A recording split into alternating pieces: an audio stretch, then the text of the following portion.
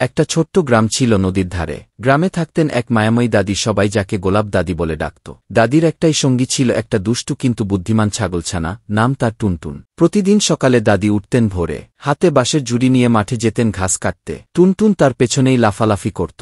কখনো দাদির আঁচল টানত, কখনো গাছের পাতা চিবোতে চিবোতে বলত মেমে যেন কিছু বলতে চায়। একদিন ভীষণ রোদ পড়েছে। দাদি ক্লান্ত হয়ে গাছতলায় বসে পড়লেন। টুনটুন হঠাৎ কোথায় যেন হারিয়ে গেল। দাদি ডাকলেন, টুনটুন ও টুনটুন কোথায় গেলি রে? কোনো উত্তর নেই, শুধু বাতাসে পাতার আওয়াজ। হঠাৎ দূরে দেখা গেল একদল ছেলে ছাগলটাকে বেঁধে হাসাহাসি করছে। টুনটুন পালাতে চেয়েছিল, কিন্তু দড়ি পায়ে জড়িয়ে গেছে। দাদি ছুটে গেলেন, কাপা কণ্ঠে বললেন, ওটা আমার টুনটুন, ওকে ছেড়ে দাও বাবা। ছেলেরা একটু লজ্জা পেয়ে ছাগলটাকে খুলে দিল। দাদি কোলে তুলে নিলেন। টুনটুনের চোখে জল, মুখে হাসি। ফিরে এসে দাদি টুনটুনকে বললেন, তুই যদি হারিয়ে যাস, আমার মনটা ফাঁকা হয়ে যায় রে বাছা। তুই শুধু ছাগল না, আমার নিজের সন্তান। সেদিন সন্ধ্যায় দাদি আর টুনটুন উঠোনে বসেছিল। দাদি একপাশে হাতের কাজ করছিলেন, টুনটুন তার পাশে মাথা রেখে ঘুমাচ্ছিল। আকাশে চাঁদ উঠেছে, হালকা বাতাস বইছে। দাদি আস্তে বললেন, জীবনে মানুষ হোক বা প্রাণী, ভালোবাসা থাকলেই সংসারটা সুন্দর হয়ে ওঠে। টুনটুন নড়েচড়ে উঠে আবার বলল, মেমে। দাদি হেসে বললেন, এই তো, আমিও তোর কথা বুঝি। ভিডিওটি ভালো লাগলে অবশ্যই চ্যানেলটি সাবস্ক্রাইব করবেন।